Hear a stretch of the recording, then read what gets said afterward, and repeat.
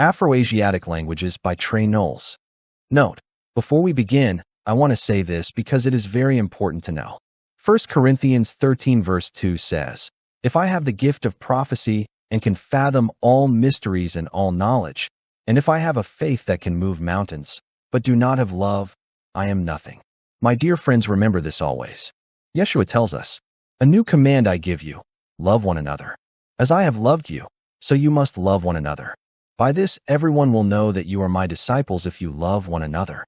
John 13 verses 34 to 35. The Aramaic name for Jesus is Yeshua, which is a shortened form of the Hebrew name Yehoshua, meaning Yahweh is salvation or Yahweh saves. Aramaic is a group of Semitic languages with a history spanning millennia in the Middle East, serving as a lingua franca for various empires and continuing to be spoken by small communities today, with both Eastern and Western varieties. Influence on writing systems. The Aramaic alphabet is the basis for the modern Hebrew alphabet, and it has influenced the development of other alphabets like Syriac and Arabic. Religious importance. Aramaic played a significant role in Judaism, Christianity, and Gnosticism, serving as a language of divine worship and religious study. Language of Jesus. Some scholars believe that Aramaic was the language spoken by Jesus. The Afro-Asiatic languages, also known as Afro-Asiatic, Afrasian, Hamato-Semitic, or Semito-Hamitic, are a language family, or phylum, of about 400 languages spoken predominantly in West Asia, North Africa, the Horn of Africa, and parts of the Sahara and Sahel. Over 500 million people are native speakers of an Afro-Asiatic language, constituting the fourth largest language family after Indo-European, Sino-Tibetan, and Niger, Congo. Most linguists divide the family into 6 branches: Berber, Chadic, Cushitic, Egyptian, Omotic, and Semitic. The vast majority of Afro-Asiatic languages are considered indigenous to the African continent, including all those not belonging to the Semitic branch. Arabic is by far the most widely spoken within the family, with around 300 million native speakers concentrated primarily in the Middle East and North Africa. Other major Afro-Asiatic languages include the Cushitic Oromo language with 45 million native speakers, the Chadic Hausa language with over 34 million, the Semitic Amharic language with 25 million, and the Cushitic Somali language with 15 million.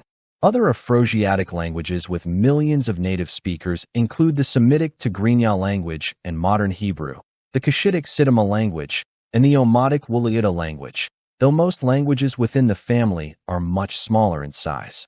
There are many well-attested Afro-Asiatic languages from antiquity that have since died or gone extinct, including Egyptian and the Semitic languages Akkadian, Biblical Hebrew, Phoenician, Amorite, and Ugaritic. There is no consensus among historical linguists as to precisely where or when the common ancestor of all Afro-Asiatic languages, known as Proto-Afro-Asiatic, was originally spoken. However, most agree that the Afro-Asiatic homeland was located somewhere in northeastern Africa, with specific proposals including the Horn of Africa, Egypt, and the Eastern Sahara. A significant minority of scholars argues for an origin in the Levant.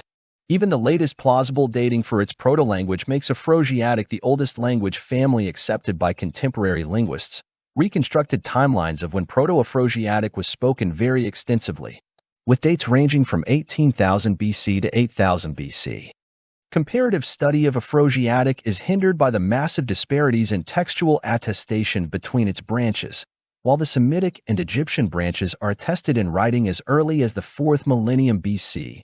Berber, Cushitic, and Omotic languages were often not recorded until the 19th or 20th centuries.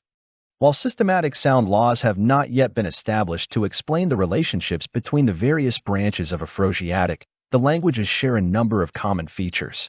One of the most important for establishing membership in the branch is a common set of pronouns. Other widely shared features include a prefix am, which creates nouns from verbs, evidence for alternations between the vowel a and a high vowel in the forms of the verb, similar methods of marking gender and plurality, and some details of phonology, such as the presence of pharyngeal fricatives.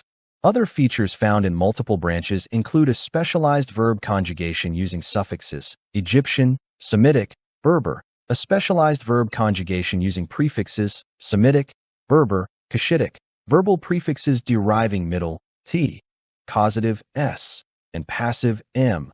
Verb forms: Semitic, Berber, Egyptian, Cushitic, and a suffix used to derive adjectives: Egyptian, Semitic.